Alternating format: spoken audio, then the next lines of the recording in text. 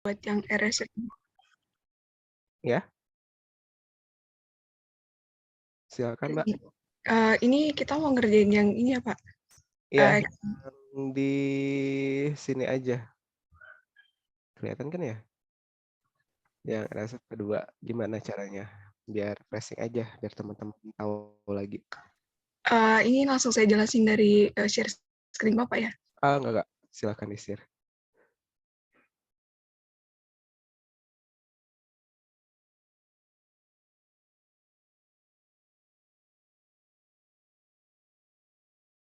Tes, halo? Iya Pak, apakah sudah terlihat? Sudah terlihat. Yang pertama tuh kita harus short datanya dulu. Jadi di data terus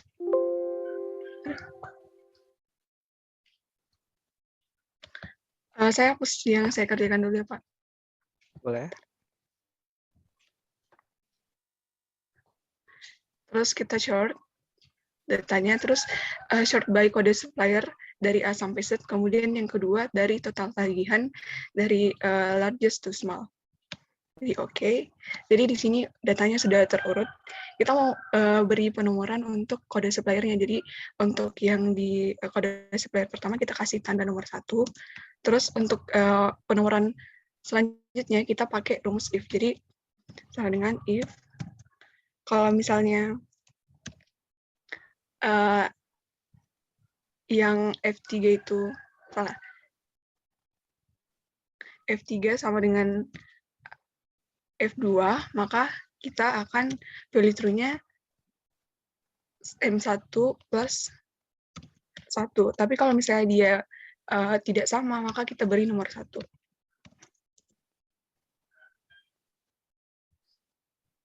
Jadi kita sudah urutkan datanya. Jadi kalau misalnya dia berubah jadi supplier 2 lagi, berarti dia mulai dari nomor 1 lagi. Kayak gini. Oke, lanjut. Seperti itu. Terus kita mau kan RSF itu mencari, kita bandingkan nilai paling besar dibagi nilai paling besar pertama dibagi nilai paling besar kedua. Jadi kita buat indikator yang keduanya. Jadi ini indikator pertama, kemudian indikator yang kedua. Jadi indikator yang kedua itu kita mau pakai rumus if lagi. Jadi if kalau misalnya M2-nya itu sama dengan 1, maka value true-nya itu kita akan bagi yang total tagihan paling besar bagi total tagihan yang kedua terbesar. Total tagihan kedua terbesar. Nah, kalau misalnya dia salah, kita akan kasih nomor 1.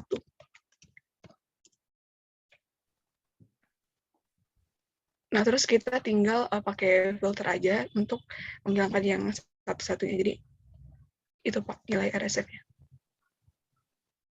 Terima kasih. Terima kasih Mbak Gamara, penjelasannya sudah cukup jelas ya, teman-teman. Ada yang mau ditanyakan, teman-teman? Sebelum kita bergerak ke Z-score, mencari anomali menggunakan Z-score. Terima kasih Mbak Gamara. Izin stop share, Pak. Ya, silakan. Teman-teman yang lainnya ada yang mau mencoba menjelaskan terkait yang Z-score-nya? Saya mau coba, Pak. Ya.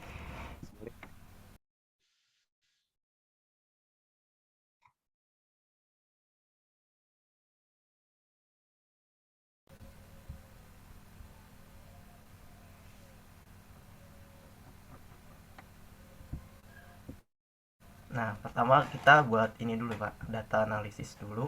Di sini yang deskriptif statistik. Setelah itu input range pada total tagihan karena X-nya kan total tagihan. Output range-nya saya taruh sini. Di oke aja. Nah, ini udah dapet data-data yang kita butuhin. Itu ada min sama standar deviasi. Nah, untuk hitung z-score-nya itu ada rumusnya ini. X dikurangi min per standar deviasi. Jadi saya ketik lagi aja deh, z-score X-nya ini dikurang min per standar deviasi.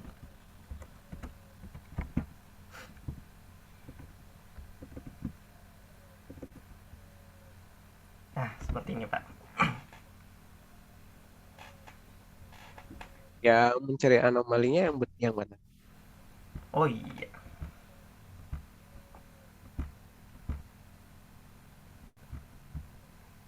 Tinggal di filter aja, Mas. Jadi kan kalau dilihat dari tabel yang kanan itu ya, Oh iya, yang ini ya, Pak. ini ya. Nah, itu kan bisa dilihat kalau secara apabila data itu terdistribusi dengan normal, maka 68% data itu akan berada di sekitar satu standar deviasi. 95% ya di dua standar deviasi, dan 99, berapa persen itu ada di 3 kali standar deviasi. Nah, biasanya anomali ini data yang benar-benar eh, berada di luar 99, berapa persen tadi. Nah, berarti tinggal kita filter aja dari datanya itu yang mana yang di bawah dari -3 dan yang mana yang ada di atas +3 dari Oh hasil iya, Pak. Z-score-nya itu aja. Saya coba ya, Pak. Anomali. Hmm, Gimana ya caranya ya? Tinggal ini aja.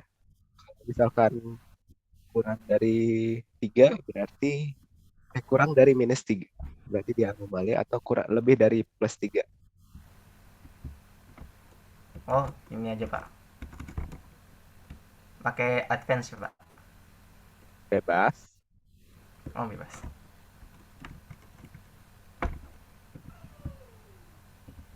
Mau langsung filter Oh, juga ini sih, bisa, Pak. ya. Mantap sih. Atau pakai if dulu juga boleh biar filter sekalian.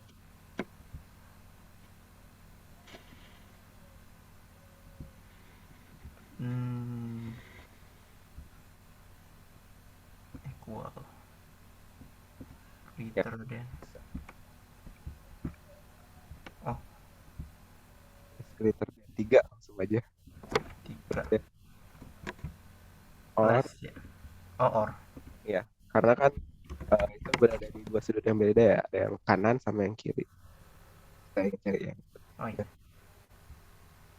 Nah, ini bukan, Pak. ya, itu Z-score-nya ya. Oh iya. Oke, berarti nanti pada saat kalian melakukan audit itu kalian bisa mencari anomalinya menggunakan Z-score ini, dan silahkan pilih yang anomali ini sebagai salah satu sampling untuk tes substansi ya. Oke, terima kasih Baik. Mas Malik. Bisa, Pak. Semuanya Ya, baik, Pak. jelas. Masih. Oke, setelah itu saya share screen dulu deh.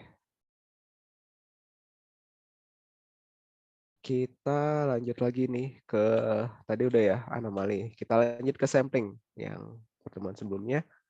Jadi sampling itu untuk memilih sebagian dari populasi untuk dilakukan pengujian secara lebih mendalam. Biasanya lakukan tes substansi per transaksinya itu ya. Nah, kalau dari TBK sendiri sebenarnya kita udah bisa menguji secara populasi. Apalagi sekarang kan udah ada banyak tools data analitik ya yang bisa digunakan untuk menganalisis keseluruhan transaksi sebenarnya. Cuma seperti yang saya lakukan tadi pagi, itu datanya tuh bisa sampai ratusan juta.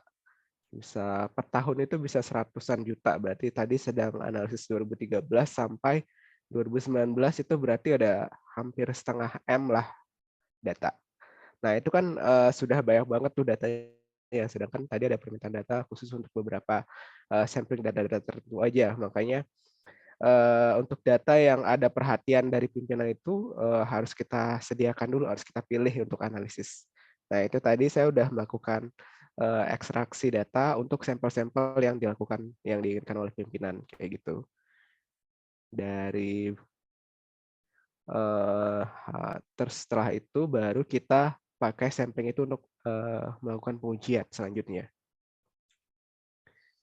Jadi ada beberapa cara ya. Pertama pakai random sampling, udah kita pakai aja random semuanya, atau kita pakai stratified sampling. Jadi setiap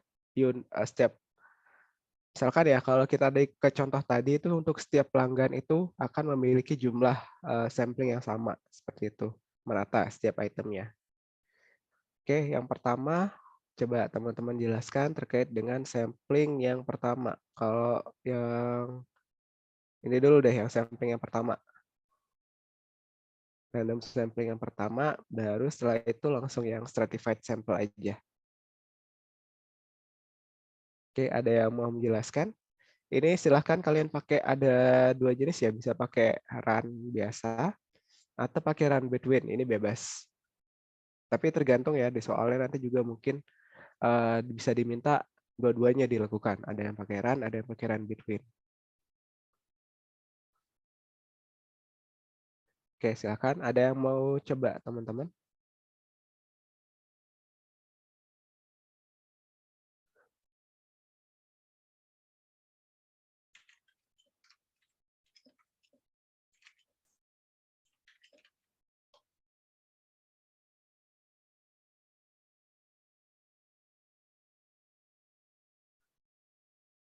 Oke, teman-teman, ada yang mau coba kah?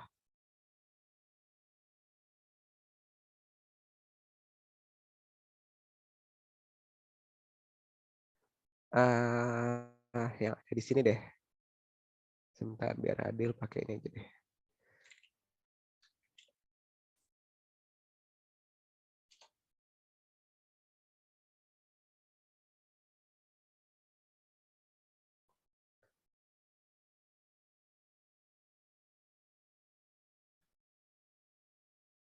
Maksimal 29 ya. Oke. Nomor 22.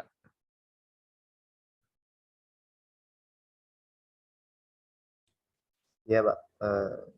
Ya, Mas Bagus Faisal.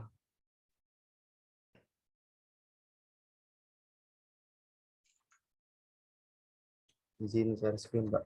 Silakan.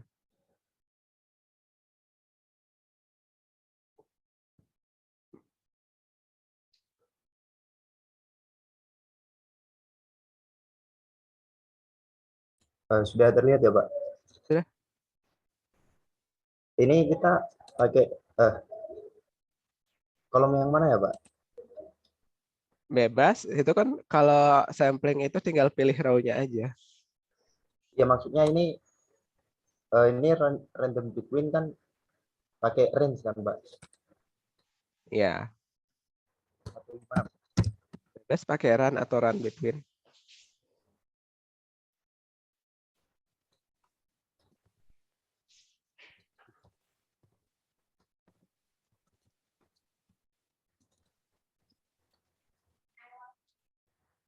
Datanya dimulai dari berapa, Pak? Dari satu. Jadi di ini aja Mas, kalau di sini Mas Bagus pakai run between ya. Berarti kita set dulu nih. Step pertama kita set number-nya dulu tiap-tiap row. Jadi dikasih ini dulu nomor sampel lah gitu.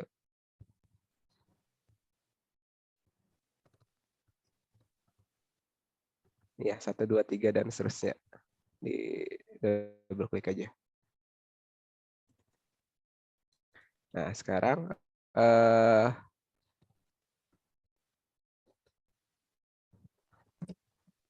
sampel size-nya mau berapa? Misalkan di sini 50 aja. Maksudnya sampai 50 gitu, Pak, maksimal nilainya. Berarti ini range-nya di copy sampai 50 kali. Oke, baik, Pak. Ini bottom-nya pakai nilai 1 kan, Pak? Ya, 1 sampai yang terakhir.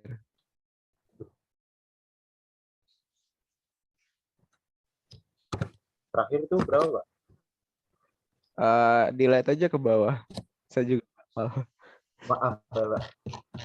Kontrol bawah aja. Diklik di situ, baru kontrol bawah. Ada 822 ya.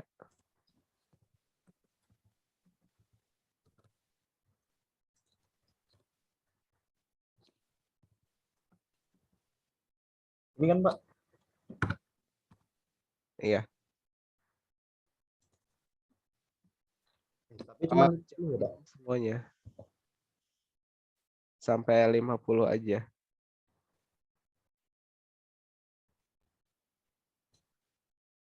Iya, oke. Sekarang pastikan yang di kolom itu nggak ada yang double. Caranya bisa pakai conditional formatting buat ngecek apakah ada yang double atau enggak.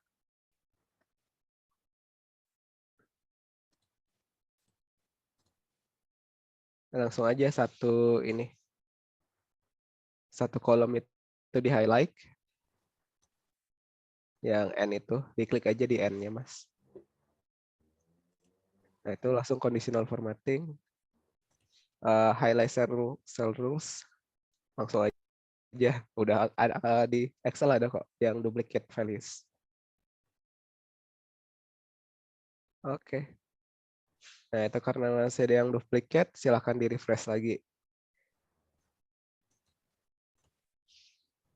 Cara nge-refresh-nya bisa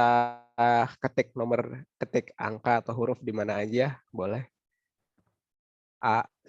Nah, coba cek ke bawah apakah ada yang double nggak. Kalau nggak ada, itu di copy value, paste value.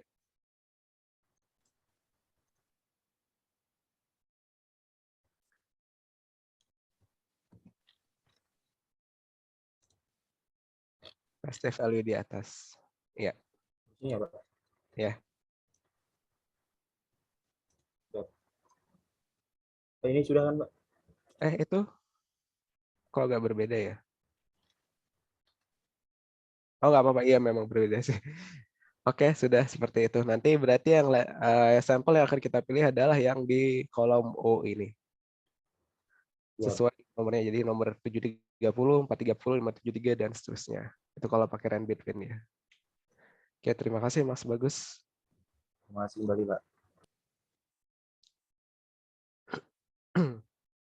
Oke, satu lagi yang terkait dengan stratified random sampling.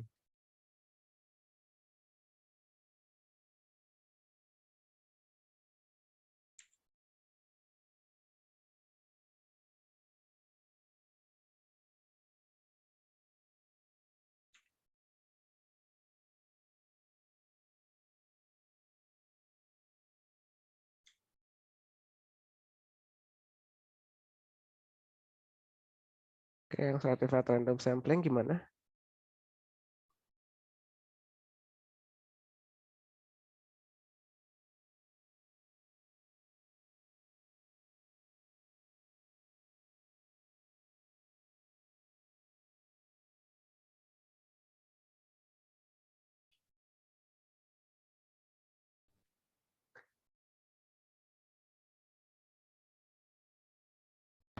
Pak, Ya, gimana Mbak Fiona? saya masih nggak paham yang run between tadi. Apa? Makanya saya diem. Saya masih nggak paham, Pak, yang run between tadi. Makanya saya diem. Yang run between ya. Iya. Run between ini aja ya. Kalau run between itu kan berarti kita mencari misalkan nih kita ingin sampelnya berapa.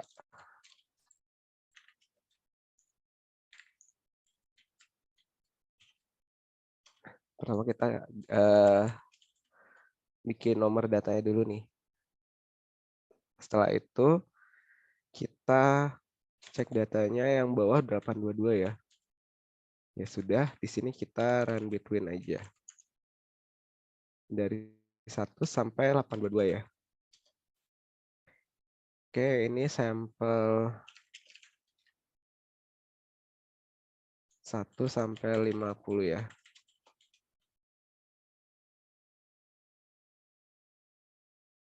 Oke. Sudah sampai 50, berarti ini kita pastikan dia nggak ada yang duplicate. Kita pakai yang ini aja. Oke, karena masih ada, kita coba lagi. Masih ada ya.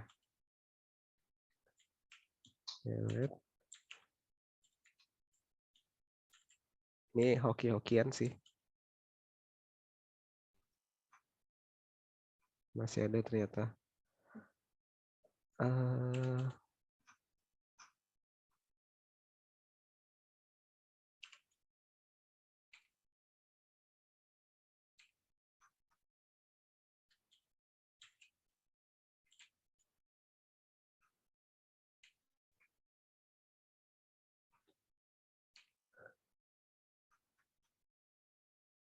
Oke, sudah nggak ada yang duplicate ya. Nah, ini kita biar dia nggak ini lagi, nggak hilang lagi, kita paste value di sini aja deh.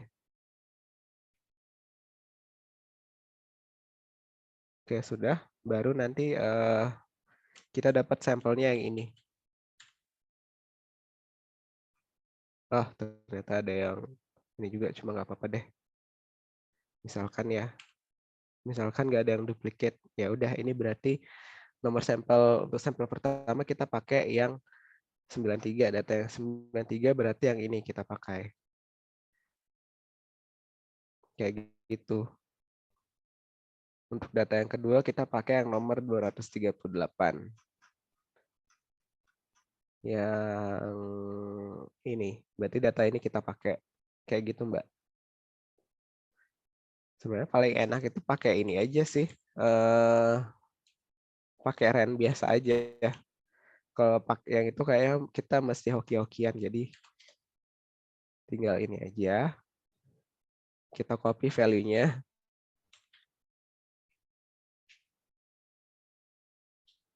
Oops.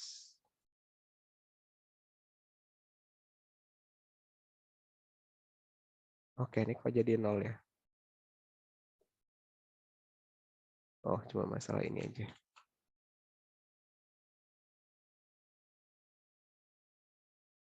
Oke, baru kita sort ya. Terserah mau sortnya largest to smallest atau smallest to largest. Ini aja deh, smallest to largest. Udah deh. Ini udah copy value ya. Berarti misalkan kita inginkan sampai 50. Ya udah yang ini sampelnya yang 50 teratas ini. Kayak gitu. Run between agak ribet sih kalau menurut saya ya. Gimana, Mbak? Berarti lebih ribet pakai run between-nya, Pak? Iya, kalau menurut saya lebih ribet ya. Jadi pakai run biasa aja, terus diurutkan dari terserah largest atau smallest gitu, baru diambil yang 50 pertama. Udah deh. Oke, Pak. Makasih, Pak. Ya, sama-sama. Terakhir nih, yang stratified random sampling. Izin bertanya, Pak. Pak Pinky.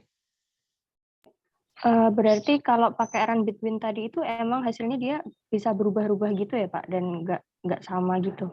Ya, soalnya kalau kita pakai run between itu harus nyari yang benar-benar nggak ada duplikasi di situ.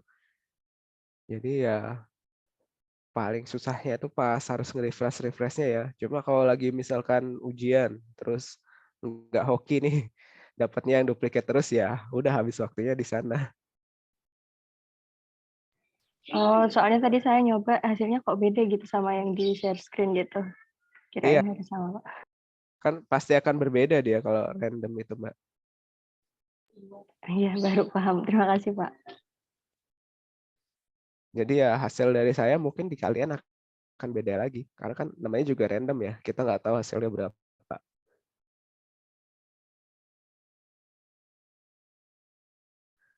Oke,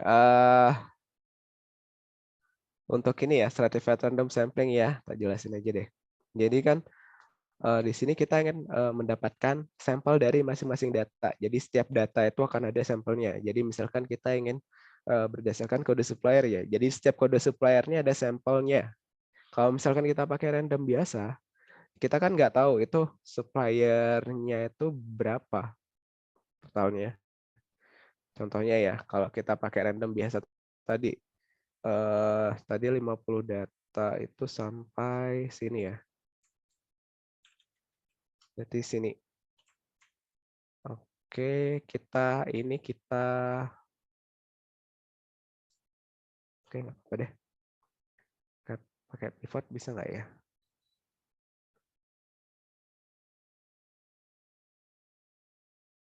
Oh, kurang.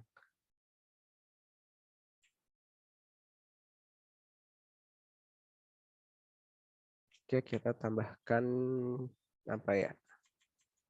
Ini jadi multicast. Sudah sampai 50 kan? Sudah. kode supplier misalkan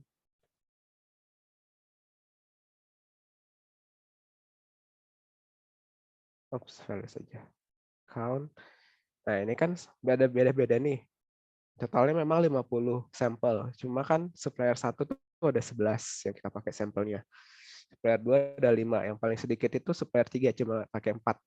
Sedangkan misalkan kalau misalnya ada 50 data, berarti 50 bagi 7 itu ada 7 data lah kira-kira. Berarti ini ada 7, 7, 7, 7, 7. Kalau stratified itu berarti semuanya itu memiliki kesempatan yang sama. Oke, nah sekarang gimana caranya? Jadi di sini kita cari dulu nih urutannya masing-masing dari kode supplier ini. Jadi pertama sama kita pakai ren biasa aja.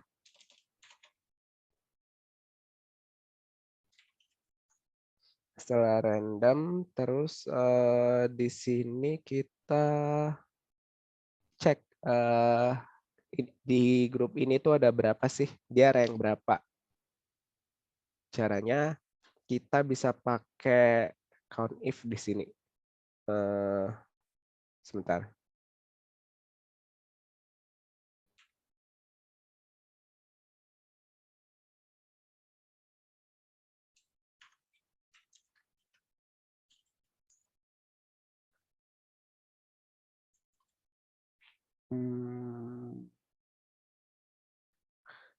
Oke, count if sini yang kriterianya tuh yang ini. Ada 121 ya. Jadi kalau supplier 1 ada 121, supplier 4 ada 128. Setelah kita cari ini, kita cari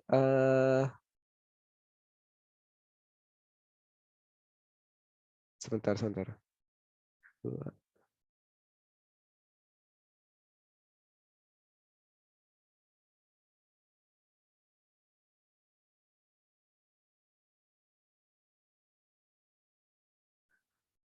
Kita cari mana yang kurang dari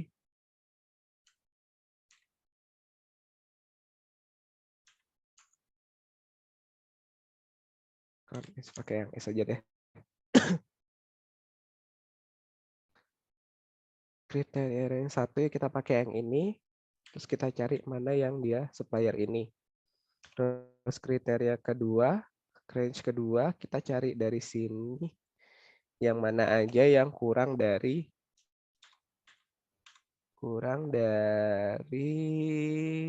ini. Ups. Masalah. Kriteria kedua yang kurang dari M2.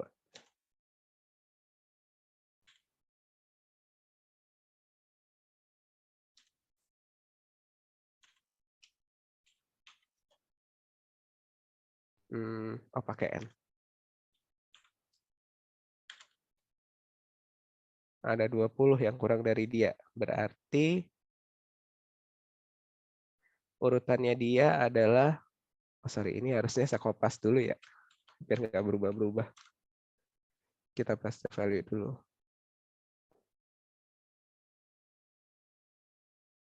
Oke, sudah nggak berubah ya. Ada berapa yang kurang? Sebenarnya bisa langsung sih, cuma nggak apa-apa. Nah, ini terus ditambahin 1.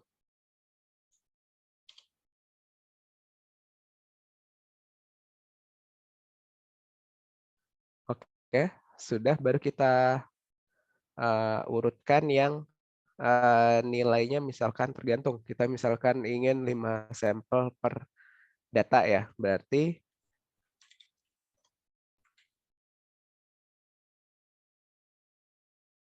kita pakai yang 1, 2, 3, 4, 5 aja. Oke, berarti per sampelnya udah kita ambil 5 datanya. Contoh ya.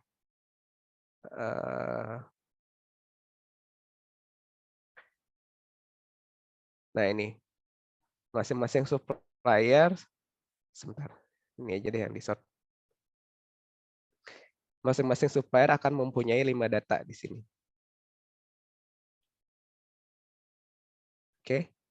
Jadi intinya tadi kan kita udah cari random datanya ya. Kita rand, terus kita paste value dia datanya. Terus setelah itu kita cek urutannya dia di grup itu ada berapa sih? Sebenarnya bisa langsung ya.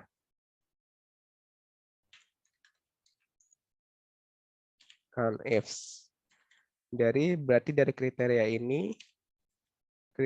ini, kemudian sum range ini, kriterianya yang kurang dari ini.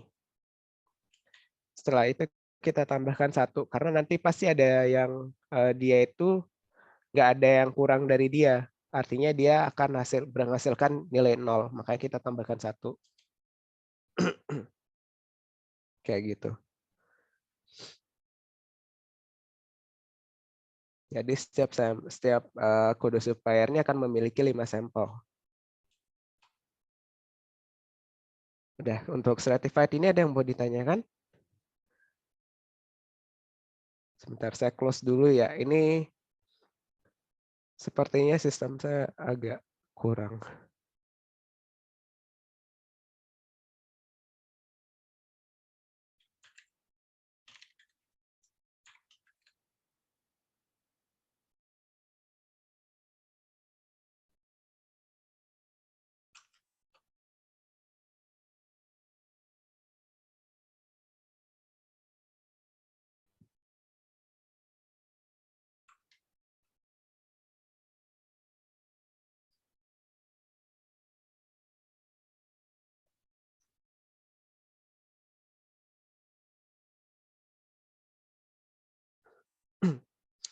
Oke, terkait yang certified ada yang mau ditanyakan?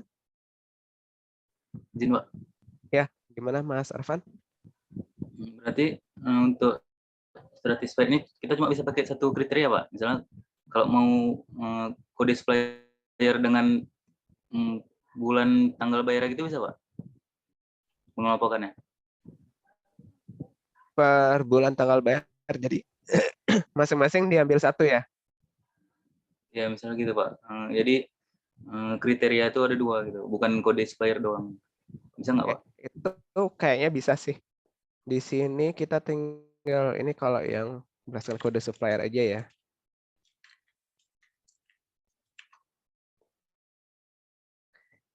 Pertama pastikan dulu nih tahunnya ada yang beda. Oh, ini tahunnya beda. Atau misalkan per tahun aja kali ya. Boleh, Pak. Per tahun ya. Jadi misalkan kita pakai tanggal tagih aja ya.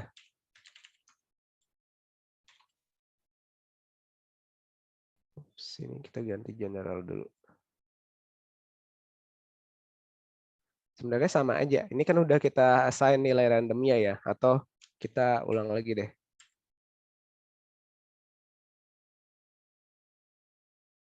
Oh, ini saya belum filter.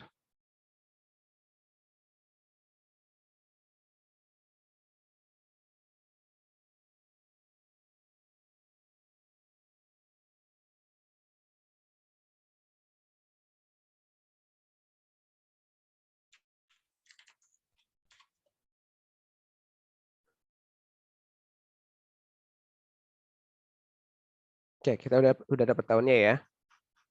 Berarti per tahun per tahun per kode supplier berarti ya.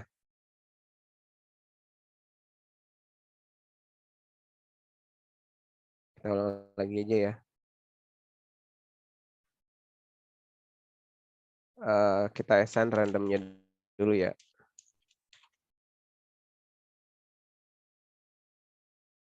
Setelah kita assign, kita paste value.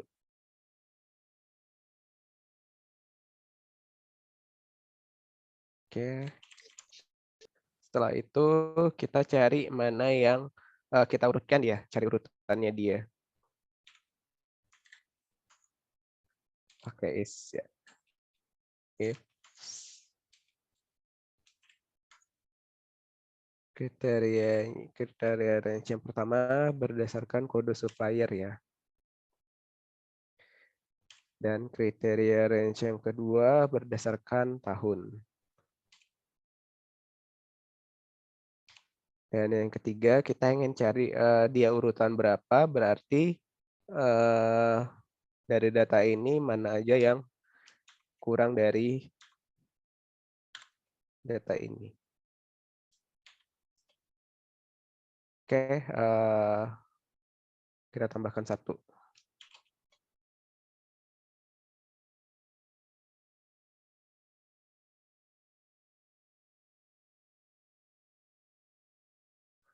Oke, kita udah dapat urutannya nih berdasarkan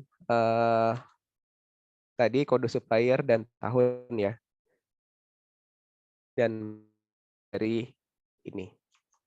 Oke, setelah itu misalkan per ini kita ingin ambil per tahun sama per kode supplier kita ingin ambil 3 aja deh. Karena takutnya ada yang ini.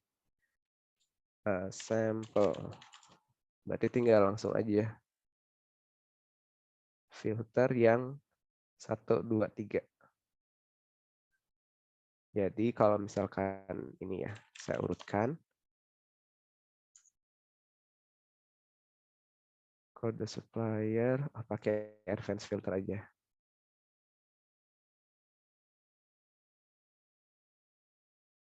Advanced sort. Sort by column kode supplier, selanjutnya berdasarkan tahun. Oke, untuk supplier in ya, kebalik aja deh.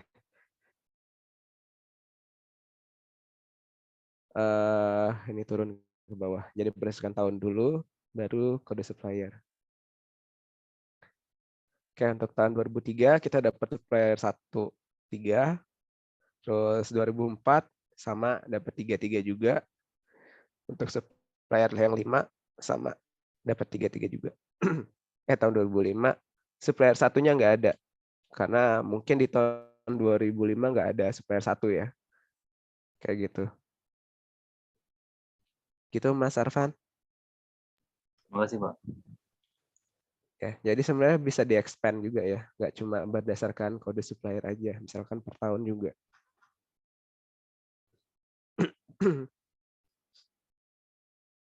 Pak, izin bertanya, Pak. Ya, Mas Wis. Itu yang tadi Bapak di rumusnya itu di plus 1 itu kenapa ya, Pak? Ya, karena nanti pasti ada yang urutannya itu 0. Oh, biar bulat gitu ya, Pak? Sebenarnya nggak apa-apa sih. Misalkan ya, ini nggak usah saya iniin deh. Sorry, saya ini lagi.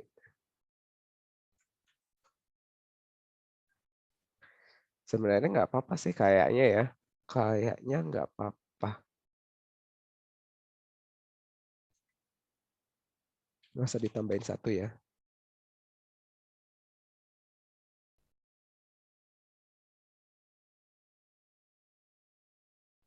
Nanti kita mulai dari 0 berarti. Misalkan kita ingin sampel 3 berarti 0, 1, 2. Gitu. Biar nggak pusing aja sih. Baik, terima kasih banyak, Pak. Sama-sama. Karena Pak, sebentar.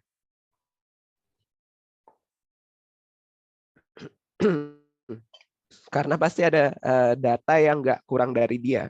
Dan itu datanya dia sendiri.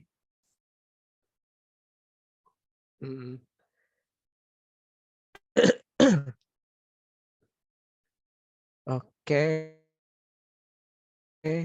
Sekarang udah 833. Kita kayak bisa lanjut ya.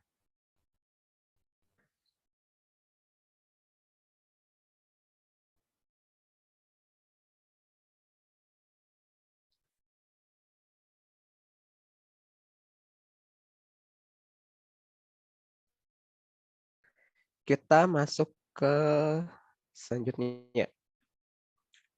Judgmental sampling ini cuma ini aja sih.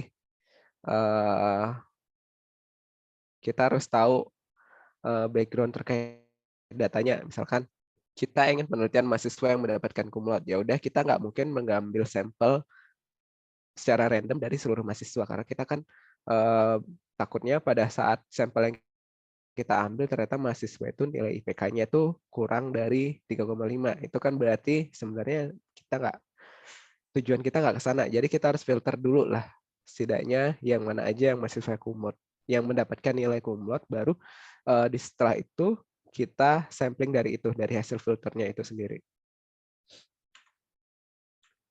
Oke, kita masuk ke Benford Law ya.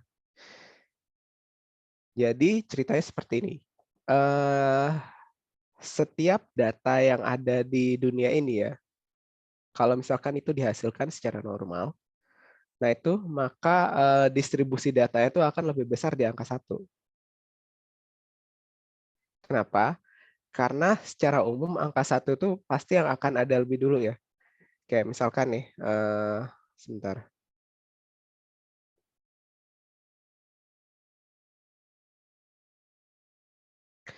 Kayak misalkan dari angka 1 sampai 9 ya. Kemunculan angka 1 di digit pertama, ini yang kita, misalkan ya ada angka 100, ada 121, ada angka 200, maka di digit pertamanya ini, kemungkinan angka 1-nya tuh akan lebih besar. Karena kan kayak misalkan ya, gaji pegawai misalkan, kemungkinan pasti di depannya itu kalau misalkan dari 1 juta sampai 10 juta ya, 10 sampai 10 juta, yang lebih banyak itu adalah angka 1-nya. Jadi kalau misalkan dalam data yang besar, maka kemungkinan munculnya setiap angka dari 1 sampai 9 itu, angka pertamanya itu pasti yang lebih besar tuh angka 1. Biar lebih ini ya, lebih gampang, kayaknya kita ada survei dikit deh. Sebentar, saya bikin survei kecil-kecilan aja ya.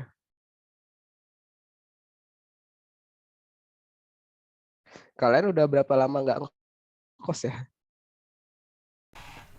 Dari semester 2, Pak. 2 tahun, Pak. 2 ya? 2 tahun, Pak. 2 tahun, Pak. Tapi masih ingat nggak harga kosannya berapa? Sebelum pandemi atau sesudah pandemi, Pak? Ya, pada saat semester 1 lah, per bulannya kira-kira berapa?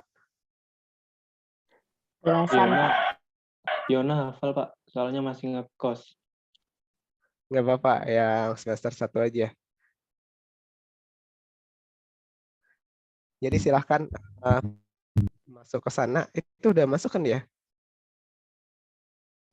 Nah, ini silahkan diisi secara random aja. Nggak usah berurutan nomor absen. Bebas, mau ngisi di mana. Saya juga ikut deh. Dulu kosan saya tuh tahunan sih ya. Tahunan 4 juta berarti per bulan segini. Ditulis pakai angka ya, jangan pakai.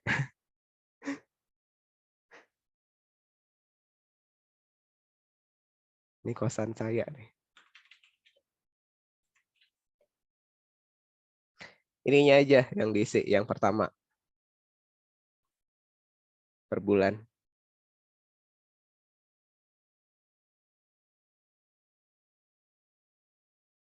Per bulan ya, Pak?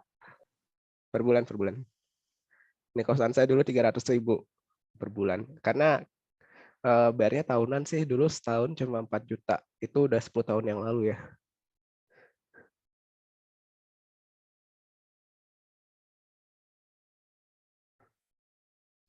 Per bulan ya. Ini kosan siapa yang 10 juta nih?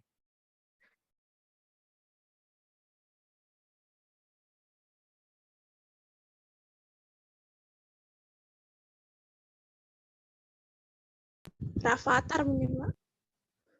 Ini beneran kosan sebulan 10 juta? Kok mahal amat? Setahun mungkin itu, Pak. Ya, yang punya ini diganti per bulan aja.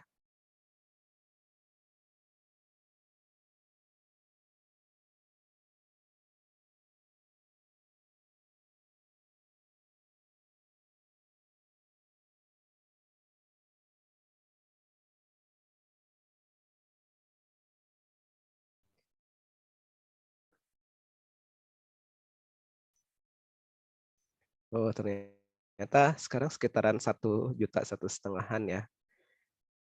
Iya, dulu saya 300 ribuan. Kayaknya ada yang dulu 100 ribu per bulan tuh ada deh.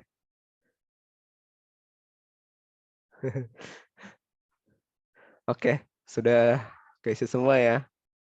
Random aja ngisinya, nggak apa-apa. Oke, sekarang kita ingin tahu nih, angka pertama dari masing-masing data ini.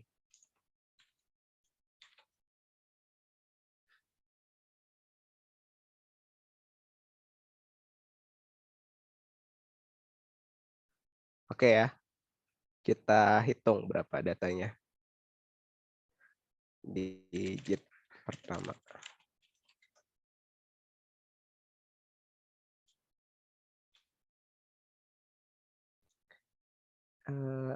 Cat.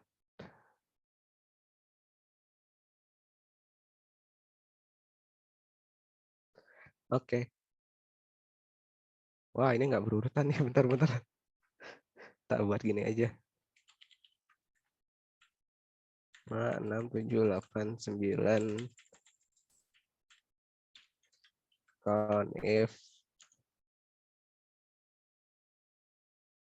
kriterianya, pakai koma, kriterianya ini. Oke, baru ini.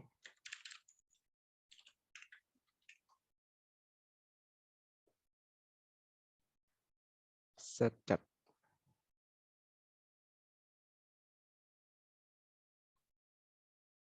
Oke, ini agak kurang pas sih. Nggak apa-apa. Tapi dari data ini, paling nggak yang kita udah tahu kalau jumlah digit 1 tuh pasti paling banyak dia. Kalau misalkan dari data ini, seharusnya, ini kan datanya cuma sedikit ya, tapi kalau misalkan kita expand lagi, karena salah satu asumsi dari Benford Law adalah datanya harus banyak, sedangkan ini cuma ada 29 data ya, 29 data. Jadi seharusnya nanti distribusinya ini karena jumlahnya sedikit, seharusnya nanti distribusinya akan seperti ini kira-kira. Jadi digit pertama itu akan muncul 30% dari data, 17 digit kedua 17,6% dan seterusnya. Jadi ini ada rumusnya sebenarnya. Rumusnya itu apa ya? Kalau nggak salah log 10 dari 1 plus 1 per n. Nah, n-nya ini adalah si digitnya ini. Jadi misalkan 1, ini tinggal diganti 1 aja. Kalau misalkan yang kedua, ganti 2. Jadi kalau misalkan kita buat di sini tadi, di set baru aja ya.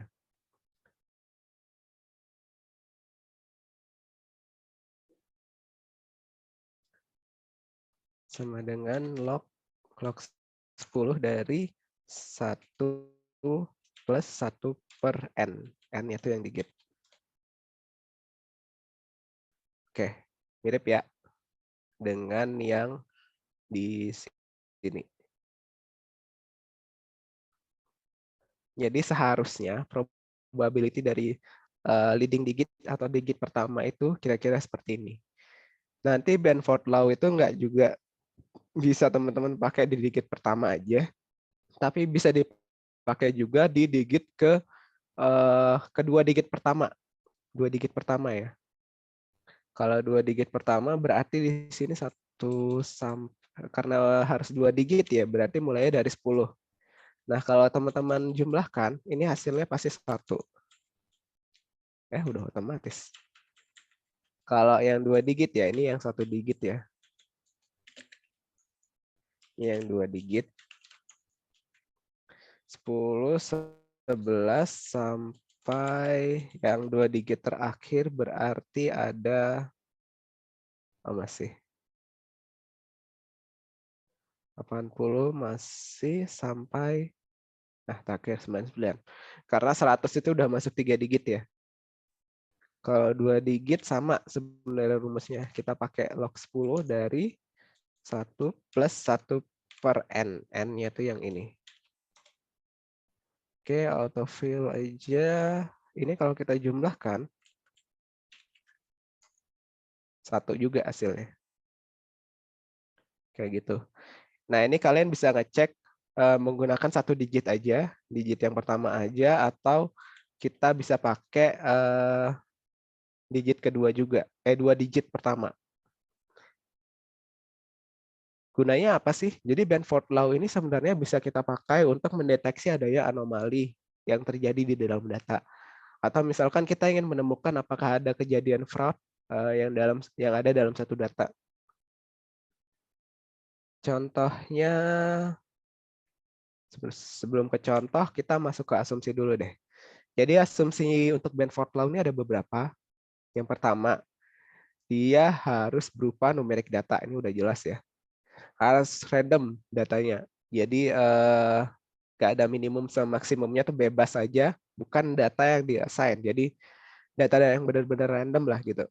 Kayak tadi harga kosan itu kan kalau misalkan kita perluas ya lingkup sampelnya, jadi nggak cuma kosan para mahasiswa STAN, maksudnya bukannya kosan kelas 527 aja, tapi seluruh mahasiswa STAN itu kita coba survei semuanya, itu pasti kemungkinan besar dia akan mengikuti Benford Law ini, jumlah leading digitnya. Jadi digit pertamanya itu akan mengikuti ini. Nah, kemudian asumsi selanjutnya adalah dia harus datanya besar. Tadi data yang kita miliki itu cuma ada 30 ya, termasuk saya. Nah, itu datanya ini masih kecil lah bisa dibilang. Itu paling nggak datanya tuh harus berapa ya? Kalau nggak salah di papernya tuh harus ribuan atau berapa gitu. Nah, ini bisa teman-teman pakai di digit pertama atau digit kedua. Itu.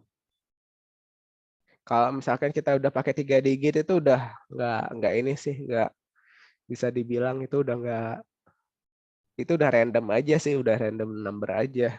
Jadi paling nggak digit pertama atau digit kedua aja yang bisa kita pakai untuk cek menggunakan Benford Law ini. Oke, ini tadi udah ya. Caranya kira-kira seperti ini. Jadi kita cek dulu nih, apa kita mau pakai 1 digit atau 2 digit aja. Setelah itu kita cek probability-nya. Ini udah tadi rumusnya ya. Log 10, 1 plus 1 per n. Kemudian dihitung jumlahnya. Kita bandingkan dengan probability-nya. Seharusnya jumlahnya itu berapa, baru kita pakai chi-square test. Chi-square test ini merupakan untuk mengecek apakah datanya itu berbeda atau mirip antara beberapa data. Cek apakah ada perbedaan apabila p-value-nya kurang dari 0,05. Kalian bisa pakai rumus chi-square test atau chi-square INV-RT. Contoh ya, di data kosongan tadi itu ada, nah ini. Misalnya ya, ini data census data dari Amerika kalau nggak salah nih. Beberapa county, kalau county itu kabupaten berarti. Kalau nggak salah di Amerika sih ini. Ini ada 3.000-an data. Data di Amerika ya. Kita misalkan ingin cek Benford Law-nya pakai 1 digit aja. Nah, di sini berarti misalkan kita mulai dari area dulu kali ya. Area. Jadi luas areanya dan ini populasinya. Kita coba yang area dulu. Kita cari digit pertama ya, tinggal pakai left aja sih. Left kita ambil yang pertama. Oke. Oops.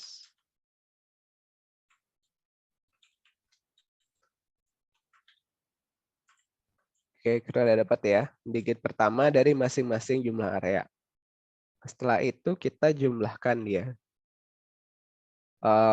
Di sini kita siapkan Benford Law dari angka 1 sampai 9.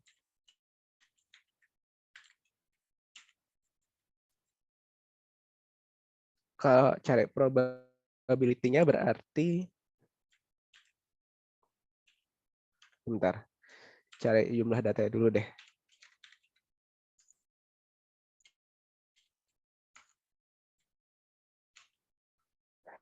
Ini ada 3141 harusnya. 3141 ya. Saya pindahin ke bawah dikit ya. Di git.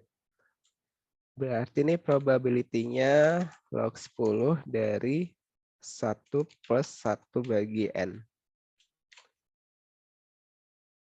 Ini ya.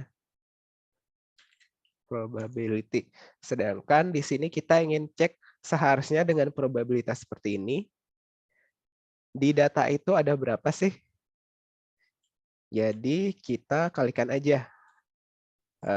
Harusnya di sini ada 945. Dan turun ke bawah. Kopas saja ke bawah. Seharusnya. Tapi kalau kita lihat di data, count if range-nya ini, kriterianya ini.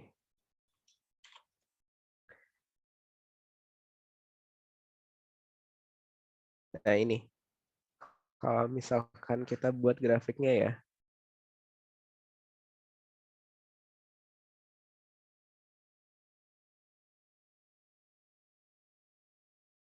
Kayak gini dia. Seharusnya ini segini, cuma agak kurang dia.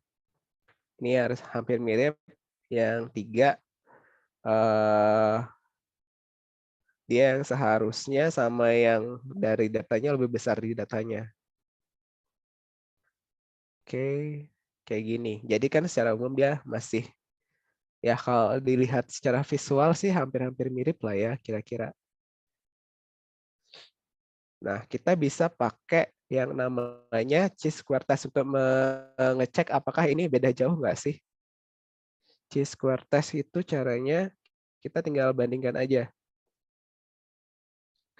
Chi-square test tadi rumusnya ini. Data yang sebenarnya, ini ya. Data yang sebenarnya, data yang ya kita observasi dengan data yang dari berdasarkan probabilitas itu dibagi dengan data berdasarkan analisis probabilitasnya. Kita cek ya. Observe value-nya ini. Ini dikurangi dengan seharusnya, baru kita kuadratkan, baru kita bagi dia dengan yang seharusnya.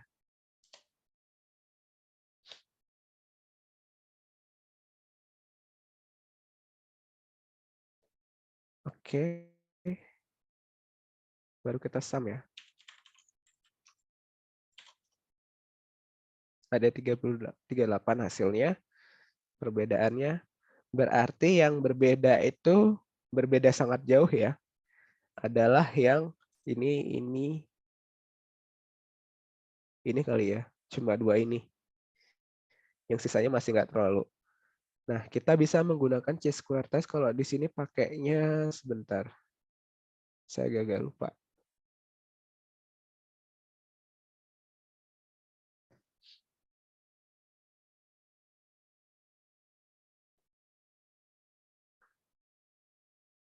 Oh iya, sebelum itu kalian harus cek dulu degree of freedom-nya berapa. Di sini karena ada 9 data, berarti degree of freedom-nya adalah 8. N kurang 1. Kalau misalkan di sini ada 10 data, berarti nanti degree of freedom-nya 9. Tinggal dikurangi 1 aja. Kita cari p-value-nya. Chi-square distance return deh. Dari ini dengan degree of freedom-nya 8. Oke, di sini hasilnya ternyata p-value-nya itu kurang dari 0,05 ya. Kurang dari